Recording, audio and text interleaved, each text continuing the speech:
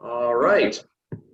So we're picking up with in Acts at the end of Acts chapter 22, and Paul has just given his kind of his apologia to the crowd of the temple, and then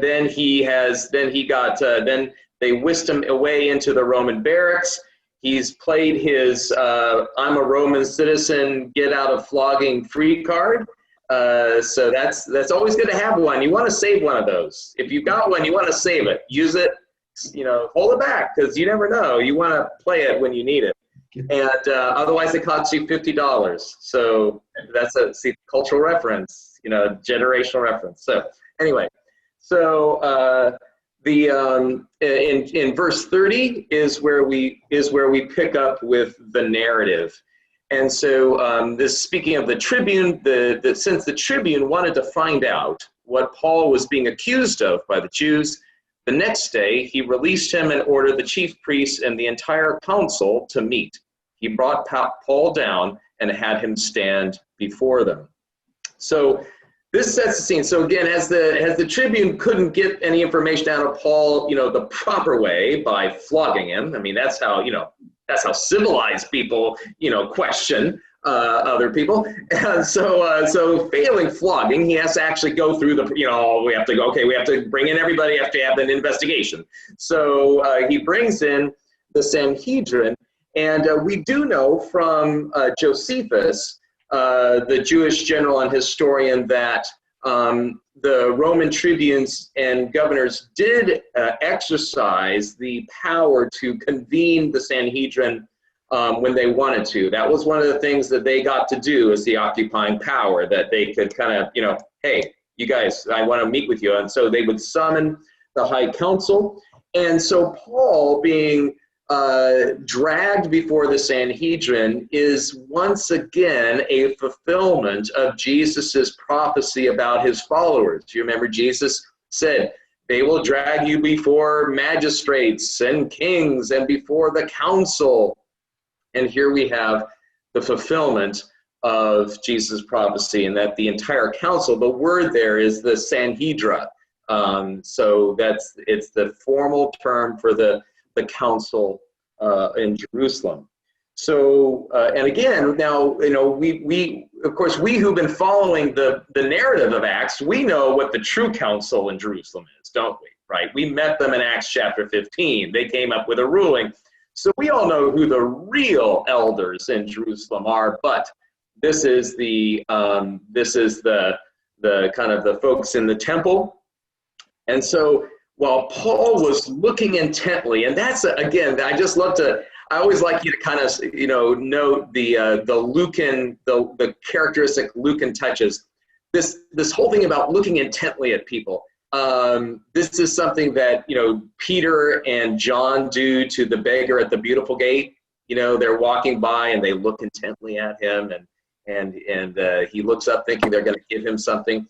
So for Luke, this intent looking is something that signals, a decisive action is about to take place. So looking intently at the council, he said, brothers, up to this day, I have lived my life with a clear conscience before God. So this is the beginning of his defense. Now, live my life is be interesting. I'm not sure what it might say in your translations, but in a sense, it's the Greek there is kind of I've polytoimad. It's basically I've citizened my life. In a sense, I've citizened with a clear conscience before God. This was, and so it's translated because back, in the Greek idiom, to be a citizen was not only a status, but it was a set of behaviors, right? If you were a citizen of a city, it meant you behaved in certain ways. And so, of course, what this phrase by Paul, I've citizened with a clear conscience before God, it rings a bell of a way that Paul would talk in his letter to the Philippians, which is one of his prison letters, when he says, that we are citizens of a different kingdom, right? where, and in a sense, we're called to behave as citizens of the kingdom of heaven and not of this world.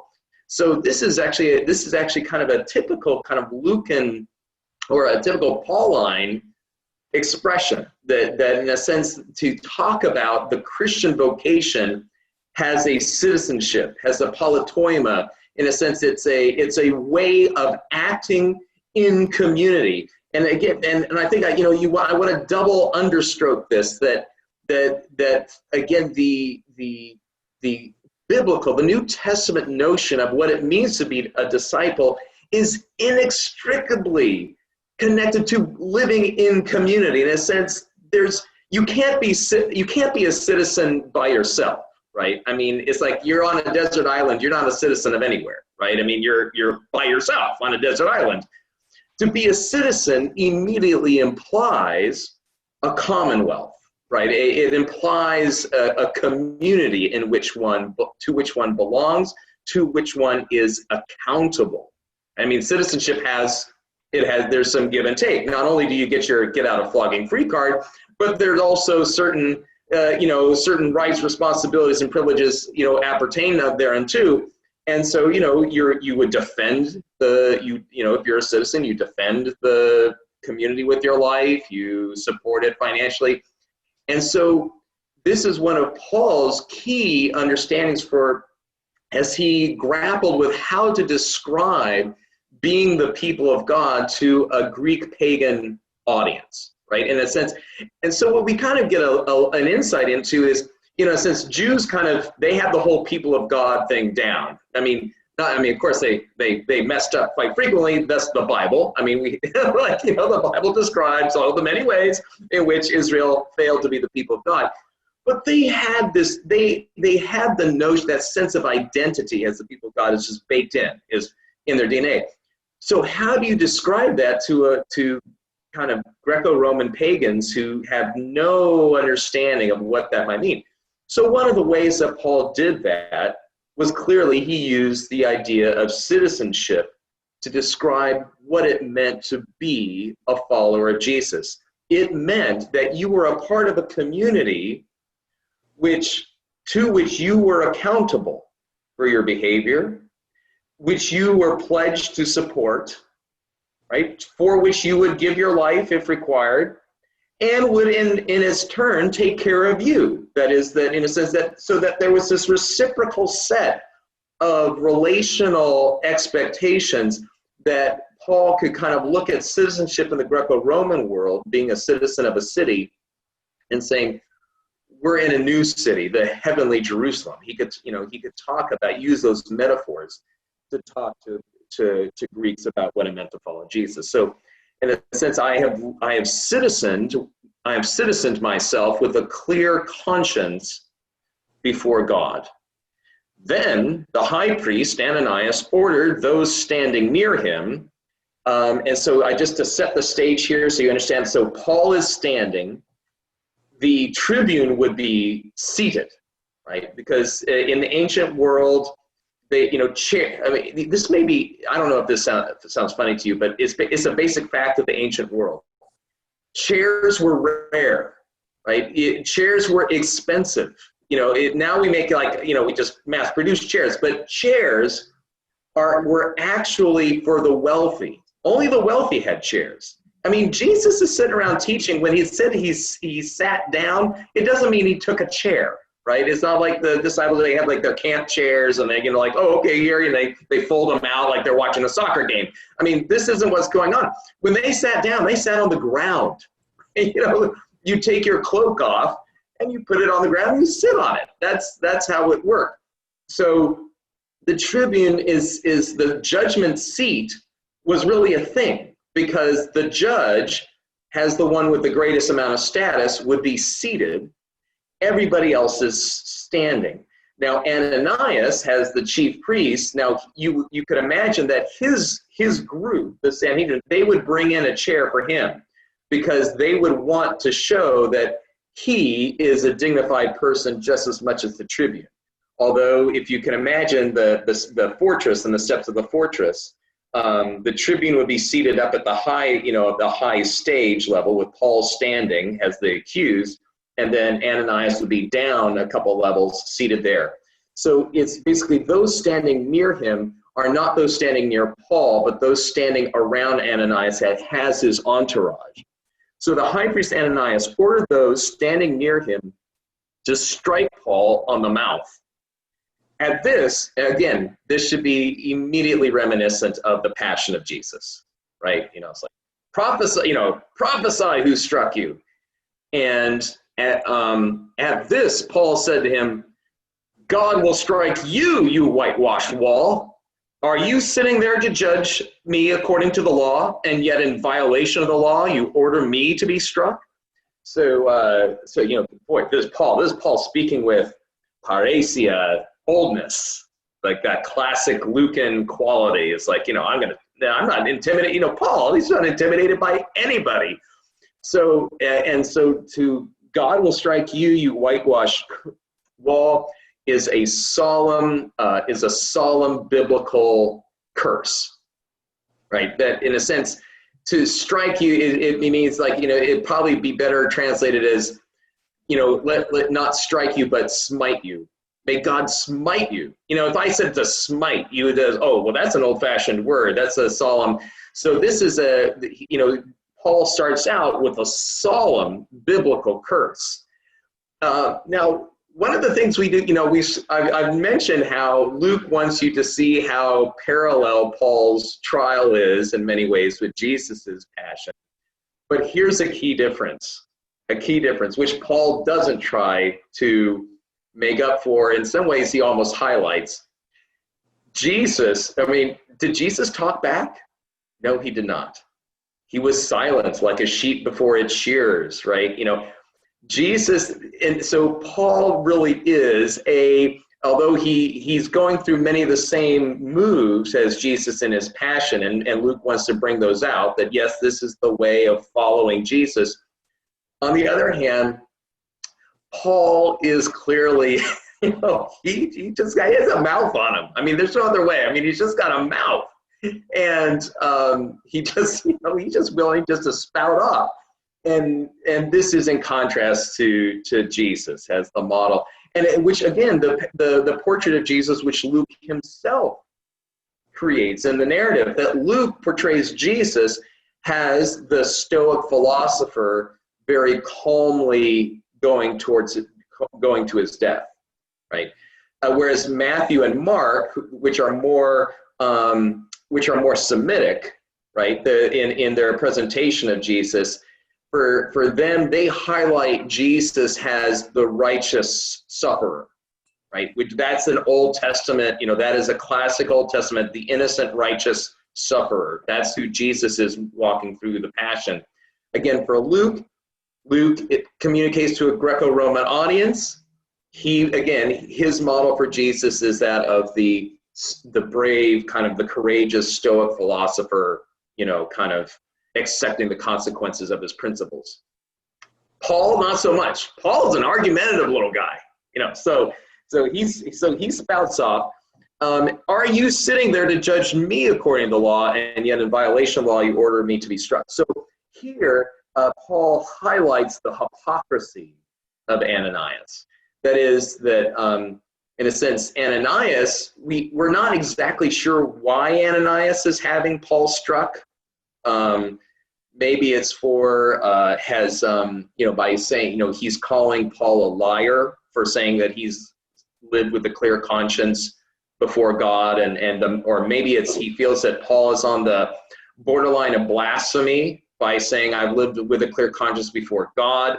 So it's not really clear why Ananias has him struck, but Paul essentially says and it's not necessarily clear why, what Paul is pointing to, unless we assume that Paul is pointing to the text in the Old Testament that says, let everything be confirmed by the testimony of 2 to 3 witnesses. So, and it says, Paul is saying, it's unlawful for you to strike me if you haven't heard my testimony yet, right? So, in a sense, so you accuse me of breaking the law through some sort of blasphemy charge, we think We think that's what's going on. And yet you yourself are breaking the law by having me struck. Then those standing nearby said, do you dare insult God's high priest? And Paul said, and that we'll read what Paul said and I'll tell you how.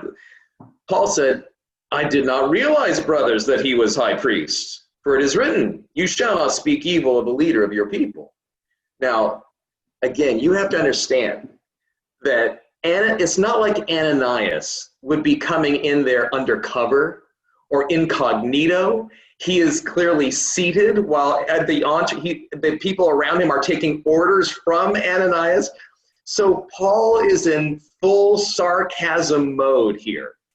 This isn't Paul saying, oh, my bad, I didn't realize he was like, this is Paul saying, what the nuance of what Paul is saying here is, golly, if he acted like a high priest, maybe I wouldn't, curse him. It's like since Paul is suggesting, and not just suggesting, but in the context, he's saying very clearly that Ananias is behaving in a manner unworthy of the high priest. And in a sense that he is not the leader of the people, the true leader of the people. That would be Jesus Messiah, right? That would be the Jesus that Paul is preaching. So again, Paul he digs even deeper. He just goes after him. So then, when Paul this speaks once more to then verse 6. This speaks again to Paul's presence of mind. Paul noticed that some were Sadducees and the others were Pharisees. Now, again, those of us who are familiar with the gospel, we know that the Sadducees and the Pharisees are in disagreement over the doctrine of the resurrection. So, the Sadducees come forward and they ask Jesus a question regarding the resurrection. You remember they pose a question about how a woman, she marries 7 different brothers, doesn't have any children by any of the brothers, and then she finally dies. All the brothers die, she dies, and they say, aha, so whose wife will she be in the resurrection? What a silly doctrine, And Jesus answers them with boldness, right? Jesus's answer is bold. He says, you know neither the scriptures nor the power of God, for God is God not of the dead, but of the living. So we know from the narrative that the Sadducees and Pharisees, and then the Pharisees after that answer, the Pharisees say to Jesus, well said, teacher, or well spoken, teacher. So this is something that Jesus himself did. So he sees that they're Sadducees and Pharisees, and he called out in the council, brothers, I am a Pharisee, a son of Pharisees. I am on trial concerning the hope of the resurrection of the dead. So what he clearly does is says, okay, here's another strategy. I'm going to try to split them, right? And it's kind of debunker in this situation he's gotten himself into. In the sense, if he can show the Roman tribune that the Jews themselves, that this is an internal kind of religious matter, this is something that typically worked for him earlier in the narrative. If you remember, he would get arrested, and then remember in Corinth, the magistrate in Corinth says, I can't be bothered with all this stuff about your laws. Like, go away. I don't, go. And so in a sense, Paul is trying to play that card again, say if he can get the Pharisees and Sadducees to argue with each other, that might enable him to get off with the tribune. The tribune will say, all right, this is clearly some sort of Jewish matter. I'm done with it. Go away. But what is also interesting here is that this echoes, I'm a Pharisee, a son of Pharisees, echoes Philippians chapter 3, verse 4. And when Paul gives his biography of zealous Judaism, he says, I was a son of the tribe of Benjamin, a Pharisee, born of Pharisees, zealous according to the law. And, he gives that little biography in Philippians 3, verse 4 forward. And so this is a phrase that is just right out of that. So again, what we're seeing is Luke is speaking in the voice of Paul. I mean, he knows Paul. This is a phrase that Paul would use to describe himself very frequently. He goes on to say, I am on trial concerning the hope of the resurrection of the dead.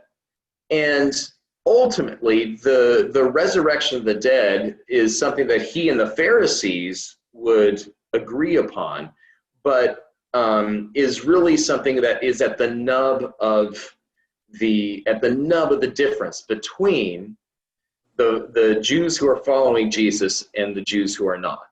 You know, the Messianist Jews and the non-Messianist Jews, is that the hope of the resurrection of the dead is, on the one hand, common ground between Paul and the Pharisees, but what fundamentally divides them is the fact Paul's belief and experience of that resurrection having been accomplished in Jesus.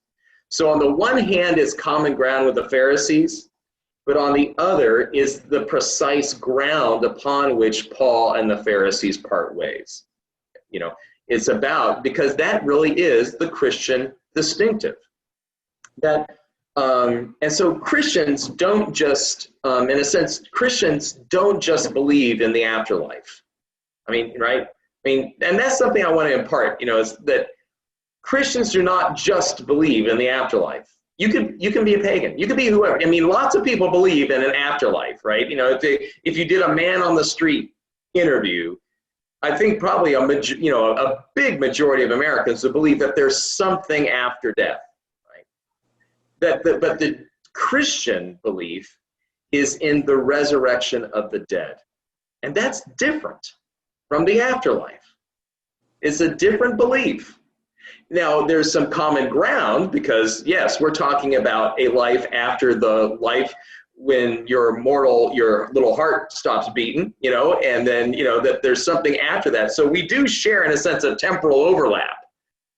But the Christian belief in the resurrection of the dead is qualitatively different from some sort of ambiguous belief in an afterlife existence, right? And, you know, often if you ask people, well, what is the afterlife like?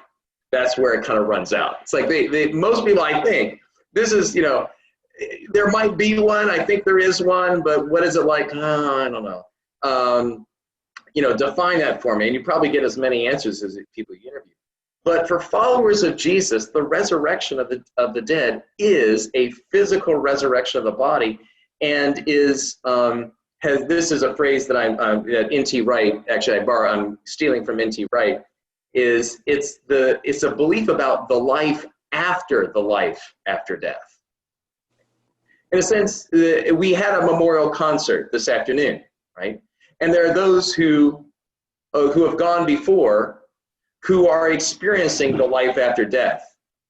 But what Christians believe in is a life after the life after death, where all those who are living and dead are reunited in the flesh, not as disembodied spirits floating around, you know, on clouds, playing harps or, you know, whatever it is.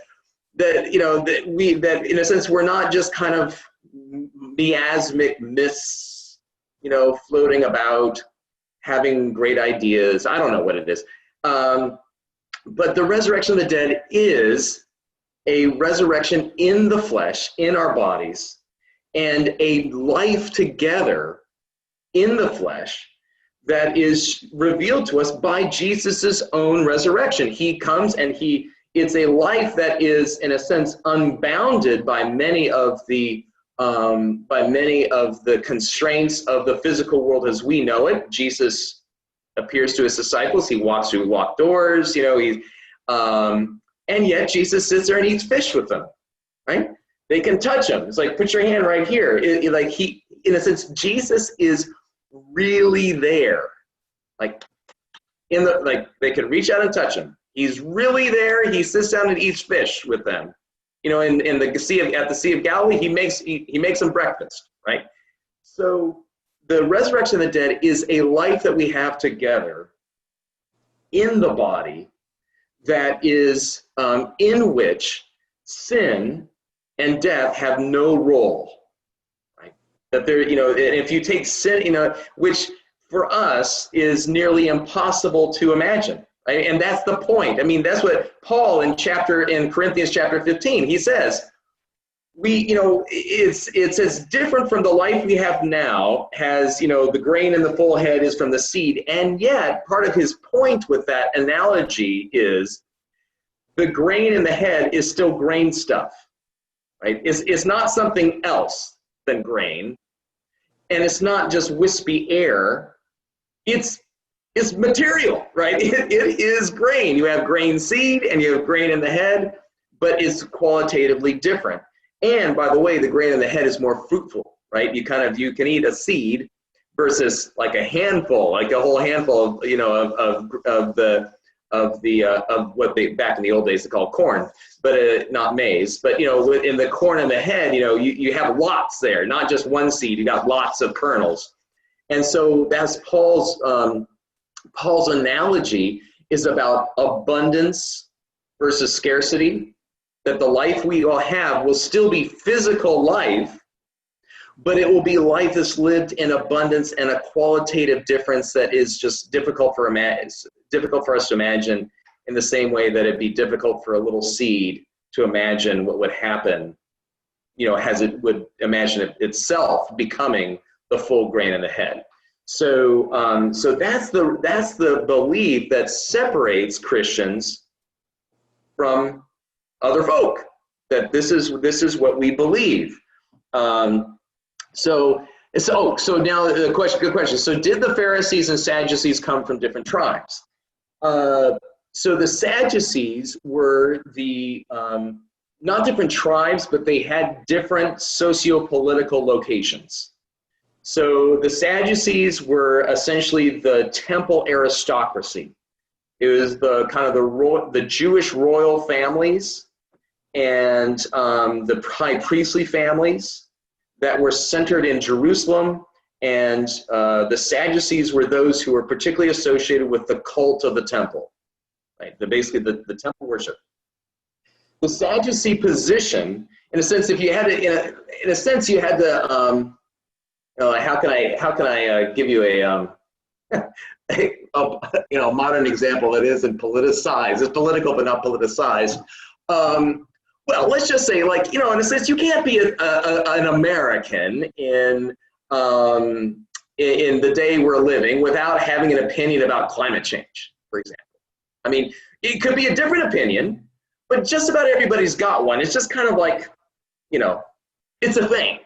Or, we all have opinions about mask wearing. I don't know, so we all have opinions about it now.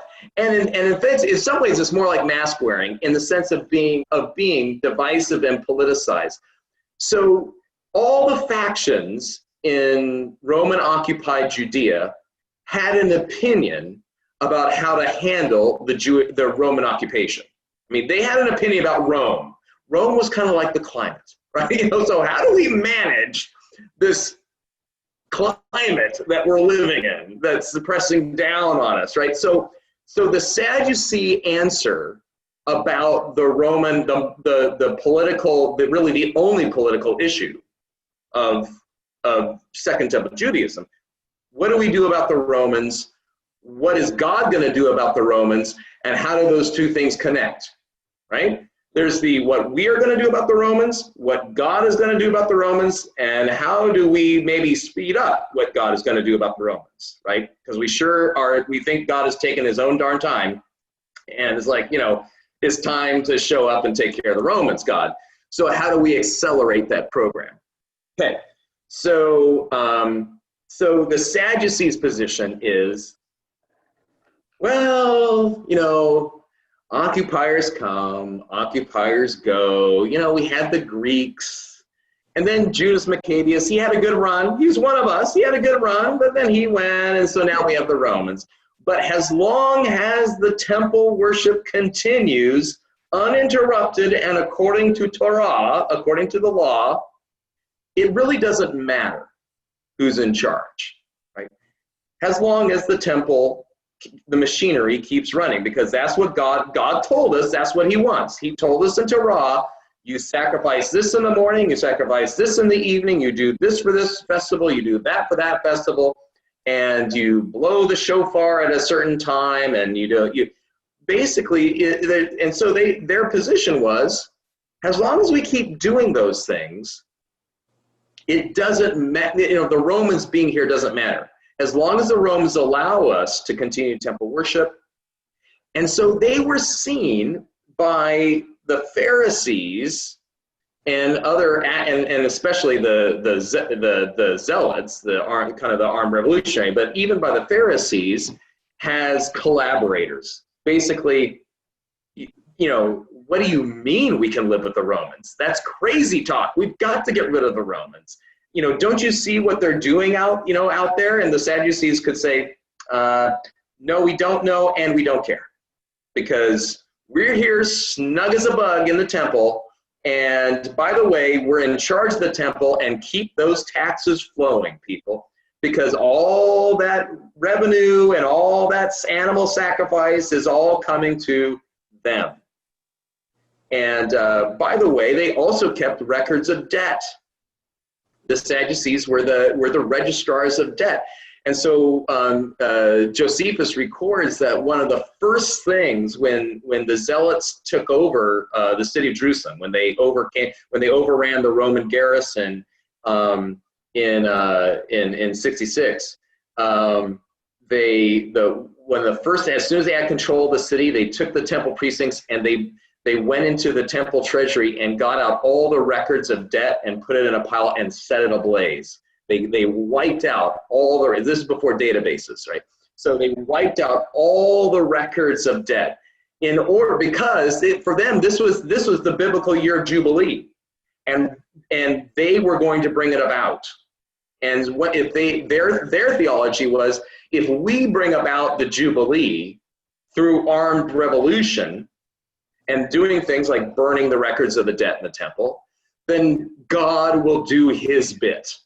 God will show up and come and wipe the rest of the Romans out. Nothing to fear, people. He's right on the way, right? And of course, part of what Jesus has meant. So Jesus would get those folks upset by saying we must forgive our enemies. We must pray for those who persecute us, right? And when he would say very directly that the way of violence is going to bring this city, God is not going to support you in your revolution. God is going to let the Romans wipe you out if you launch a revolution. I mean, Jesus clearly warns them about what violence would bring, right? And so that group of people had absolutely no use for Jesus. The Sadducees, what did Jesus do? He stopped the worship of the temple on Palm Sunday. That's the whole point of what he did, is by overturning the tables and, the coin. It's not like he did major damage. All he had to do to prove his point was simply to gum up the works for a few hours, which, according to the theology of the Sadducees, would itself be enough to bring God's judgment and wrath on the people of Israel. So so Jesus really put himself into a bad place with the Sadducees, right? On purpose, of course.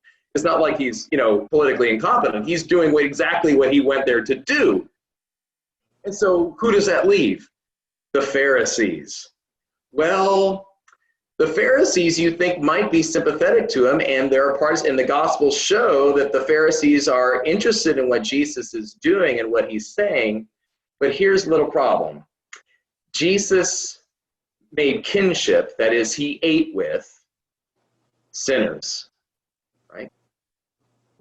And that's something the Pharisees could not abide.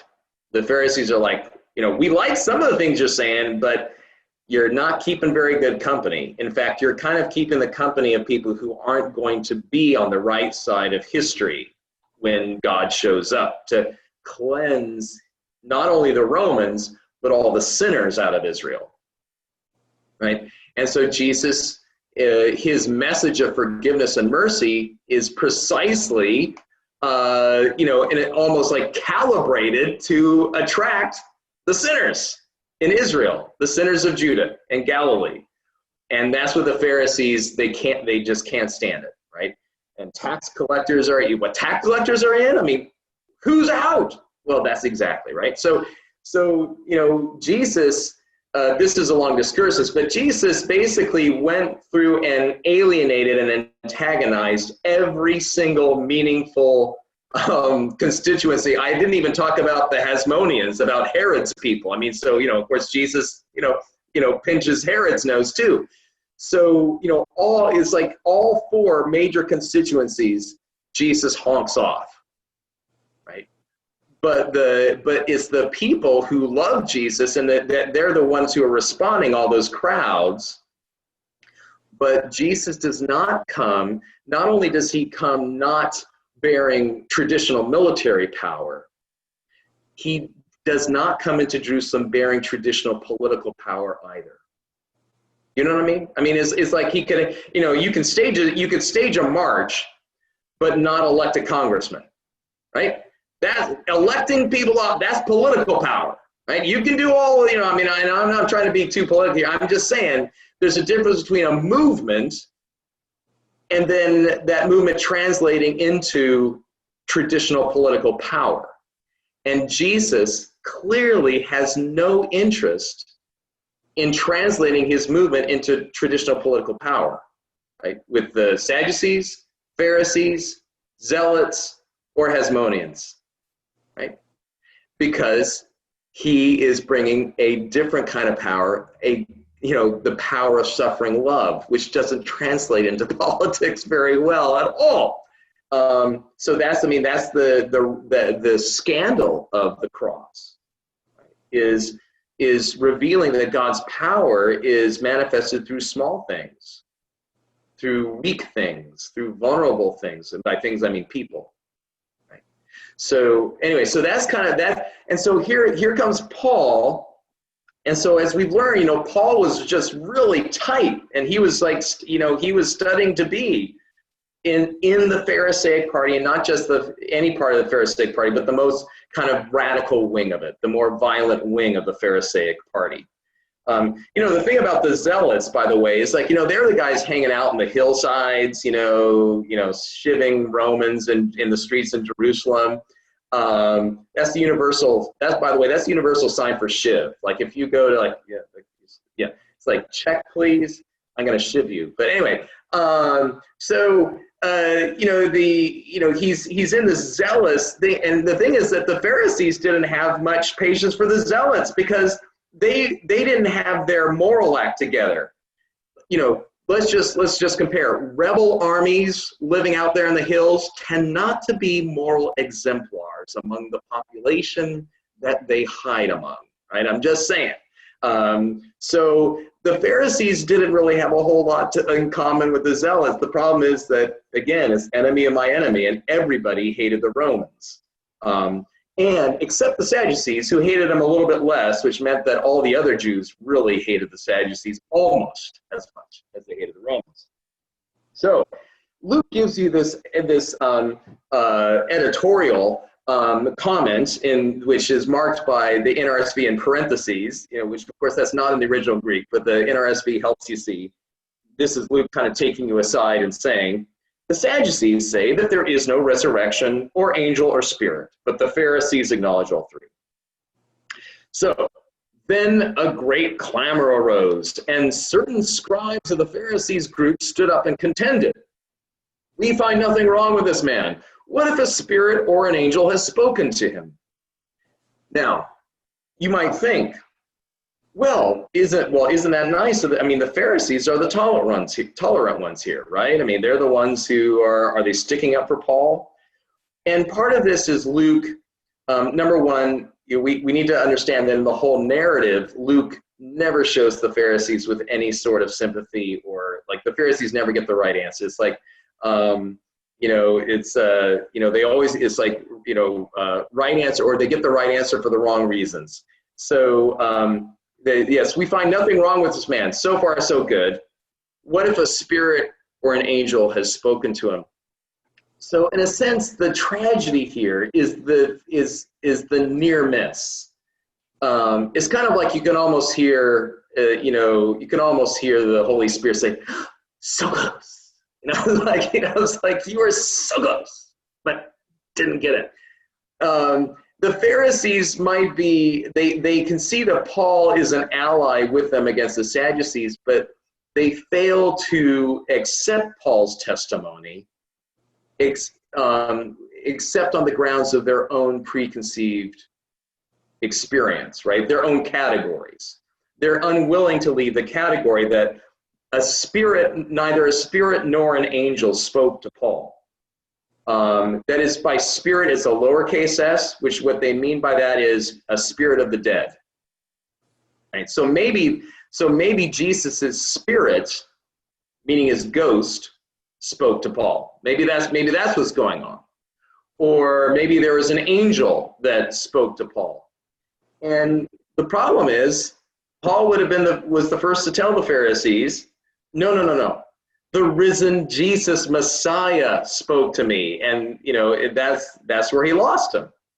So again, the Pharisees come so close, just like in some ways, like they did to Jesus. They're in a sense, the Pharisees understand with Jesus where their common ground with Jesus was. Both the Pharisaic party and Jesus are basically telling the Israelites, or telling Second Temple Jews, we are in need of a spiritual renewal, right? We're in need of a spiritual renewal. That's the most important thing. And a spiritual renewal, by the way, which doesn't have anything to do with the temple, right? We need to learn to follow the Torah again. Now, the difference is, how does one follow that Torah? And which part of the Torah are you backgrounding and foregrounding in terms of that spiritual renewal? And that's where they part ways. So the Pharisees, they almost get it right, but they just can't get there. So when the dissension became violent, the tribune, fearing that they would tear Paul to pieces, ordered the soldiers to go down, take him by force, and bring him into the barracks. So this is, kind of Paul's in a tough spot, kind of dark day for Paul. And just like we saw earlier in the narrative in Corinth, Jesus gives him a personal message of encouragement. That night, the Lord, and that means Jesus, that is the Pauline Lucan word for Jesus. The Lord stood near him and said, "Keep up your courage, for just as you have testified for me in Jerusalem, so you must bear witness also in Rome." So Paul gets a word of encouragement that in a sense this going to be in a sense is going to serve God's purposes.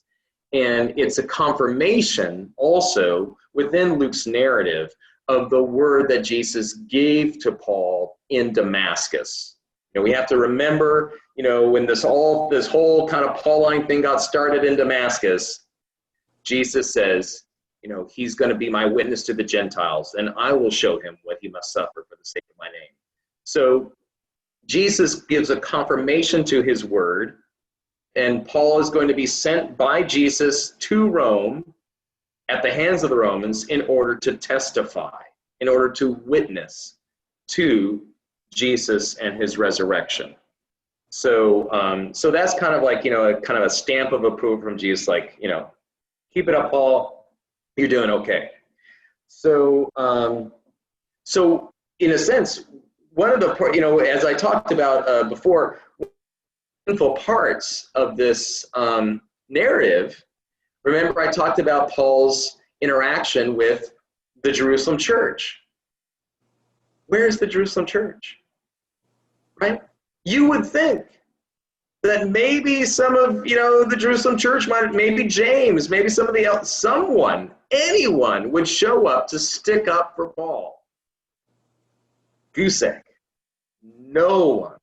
Nada. Nunca. I mean, and it's really just kind of it really is a glaring omission, right? That Paul is, he gets zero support from the church in Jerusalem.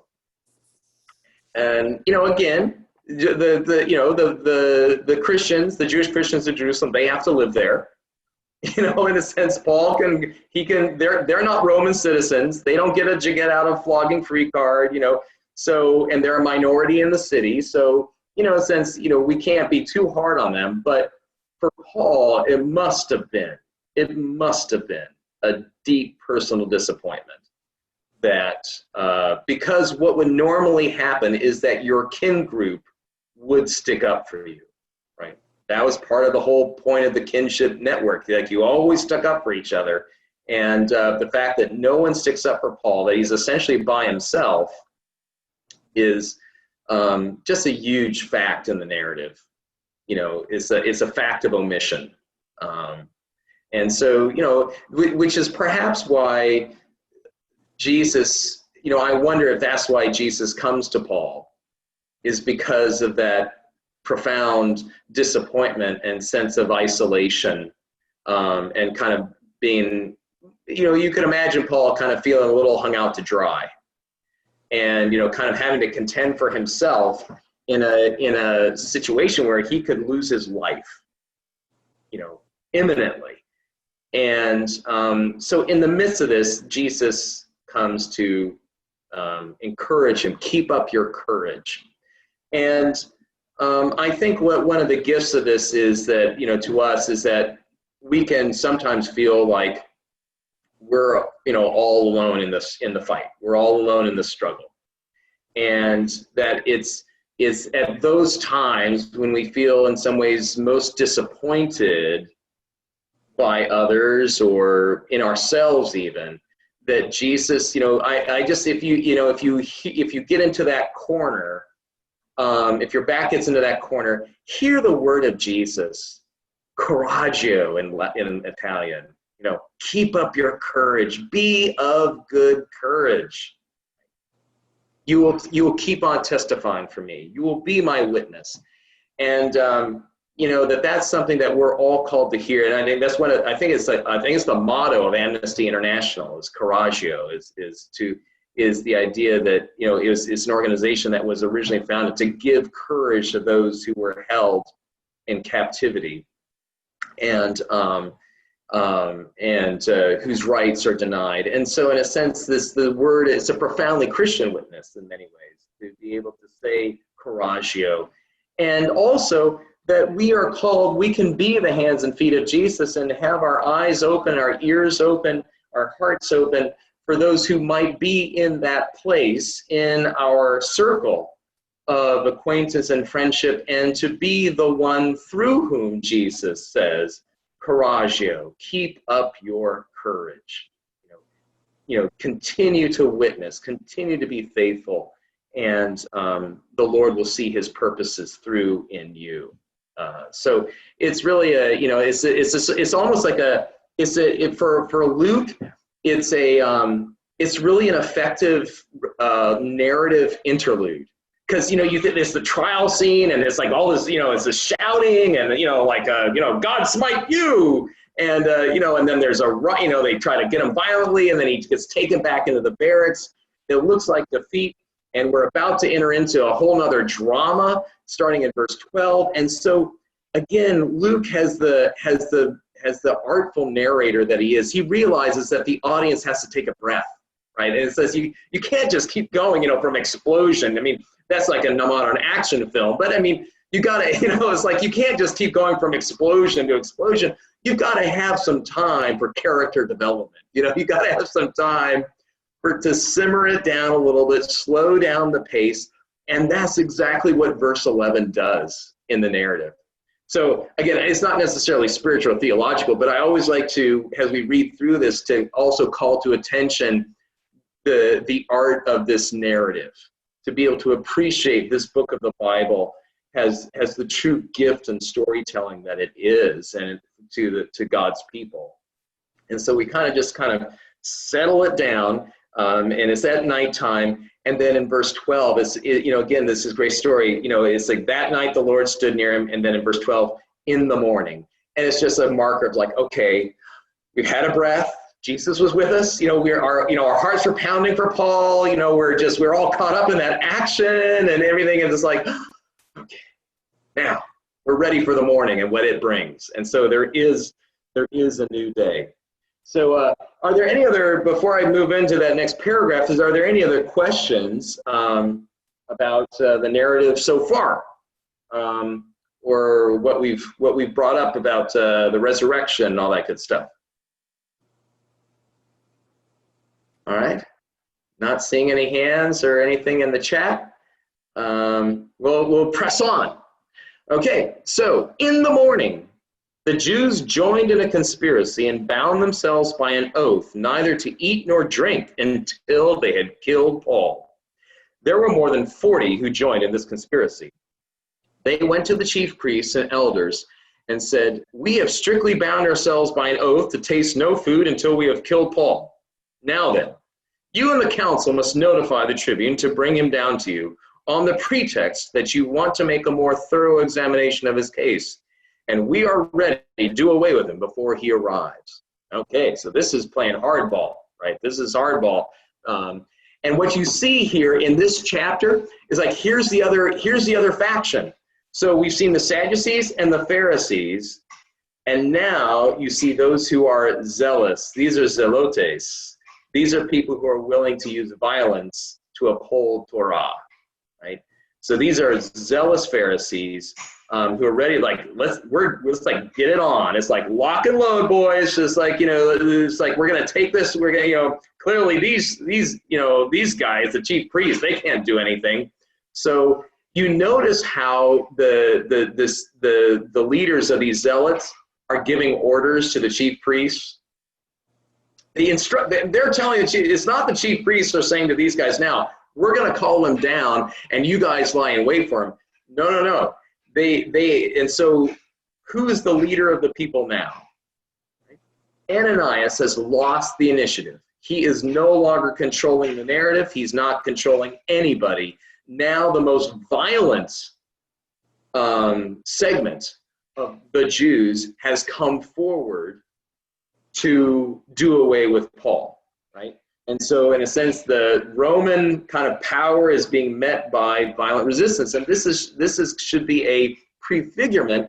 And Luke's audience, again, Luke has written this after Jerusalem is destroyed. So his audience would have thought, oh, I bet those are the guys. Yeah. These are the guys who got the whole place burning.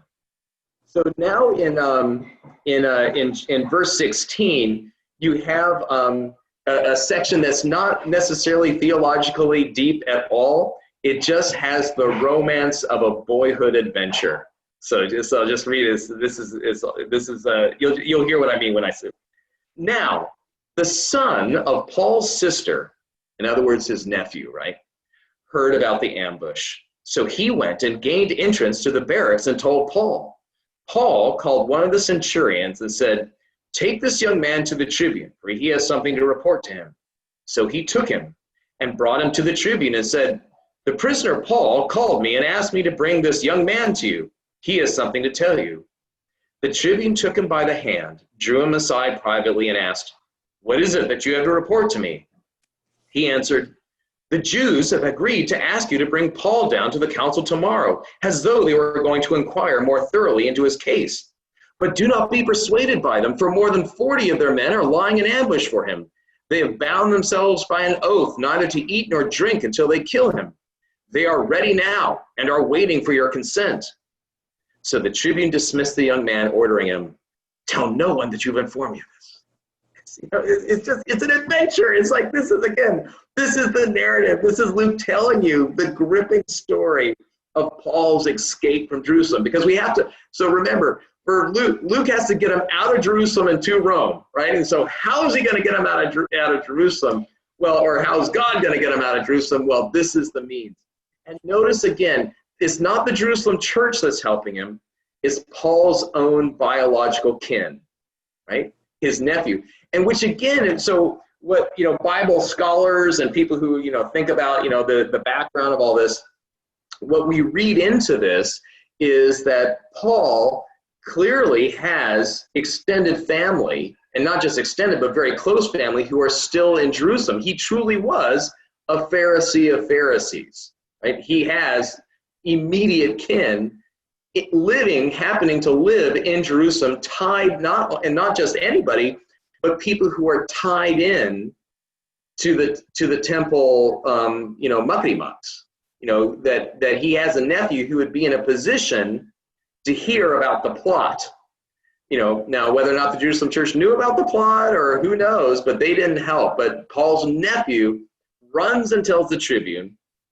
And so then it carries on. In verse 23, then the tribune summoned 2 of the centurions and said, "Get ready to leave by 9 o'clock tonight for Caesarea with 200 soldiers, 70 horsemen, and 200 spearmen. Also provide mounts for Paul to ride and take him safely to Felix the governor."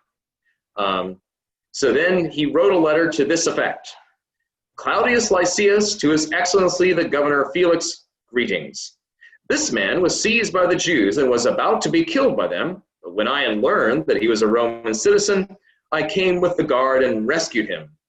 You'll notice that he doesn't mention that he almost flogged him. We're gonna leave that part out. "I came with a guard and rescued him. Since I wanted to know the charge for which they had accused him, I had him brought to their council. I found that he was accused concerning questions of their law, but was charged with nothing deserving death or imprisonment. When I was informed that there would be a plot against the man, I sent him to you at once, ordering his accusers also to state before you what they have against him." So off they go. And so he writes his letter. But this does accurately depict the steps that the Romans would take if a citizen would be threatened in the way that Paul was threatened. It's not too far off from the way, frankly, that Americans expect the American government to come and save their keister if they get into trouble in a country where they really ought to be anyway. But, when something happens in some foreign land, don't we all say, "I call the embassy, get me out of here, send in the Marines," And we as Americans, am I right? We as American citizens expect the United States Marine Corps to parachute in to get us out of whatever jam we got into running this traffic light in Mexico City, wherever it is, right? And, we get ourselves a jam, and we expect as American citizens to be rescued from these yokels, right? And brought to a place where true justice is meted out. Well, that's exactly how Rome acted around the Mediterranean world. And you can understand why the Jews hated them for it. Anybody's we had them, and then those Roman bastards extradite him. It's like, we wanted to kill the guy, and now it's like, where is he? He's in Caesarea. How are we going to get to him there, right? And so that's exactly what happens to Paul. He plays the Roman citizen card, and he gets extradited out to Caesarea with a massive detachment of troops. Talk about shock and awe. This is like, an entire cavalry detachment. You've got foot soldiers. You got Paul on a horse. It's probably the last time since Damascus he ever rode on a horse. He's been living as a poor man since then. And so and it's just the irony of Paul, right? The rejected one is basically being escorted out of Jerusalem with a military guard. He might as well be the governor. And that's the irony and the humor of this whole situation. And as Luke tells it to us. So the soldiers, according to their instructions, took Paul and brought him during the night to Antipatris. The next day, they let the horsemen go on with him while they returned to the barracks. It's just a fascinating description of Roman military procedure, right? So basically you get them out, and the foot soldiers kind of go out a night's march. It's like, okay, we'll let the cavalry go from here, and then they all hoof it back to Jerusalem in case they're needed. And so when they came to Caesarea, they delivered the letter to the governor. They presented Paul also before him. On reading the letter, he asked what province he belonged to. And when he learned that he was from Cilicia, he said, "I will give you a hearing when your accusers arrive." Then he ordered that he be kept under guard in Herod's headquarters. All right. So there we've gotten Paul to Caesarea Maritima, the Roman city, the kind of the capital city of the province. And again, we see classic Roman procedure. It's like, okay, what province are you from? It's like, okay, how should we sort your case? And then it's like, okay, Cilicia. All right, well, we'll put you up in Herod's place, and that should be secure. And then we'll wait for your accusers to come on down. We never hear, I always see, I'm the kind of person, I always wonder what happened to those 40 guys. I mean, like, did they find a loophole, or, what happened? It's like, think about the letdown. So, it's like, oh, he's not here anymore. Oh, about that vow thing, let's not do that anymore. Yeah. So I don't know what those rules were, because it was a solemn vow, but maybe, Ananias. I mean, it's the benefits of being kind of working for the chief priest. He can let you off, right? So when you take a blood oath to murder someone. So just be advised, I'm here for you. So, if you get yourself in that sort of jam, we'll see what I can do. All right. So that is, we're at 6:03 about, and it's a good stopping point at the end of chapter 23. And so we've kind of covered some ground theological as well as narrative, and seen Luke's own storytelling verve. And so we'll pick it up as Paul gets to explain himself 2 more times to 2 different officials, which is really what Paul loves to do most of all in the world.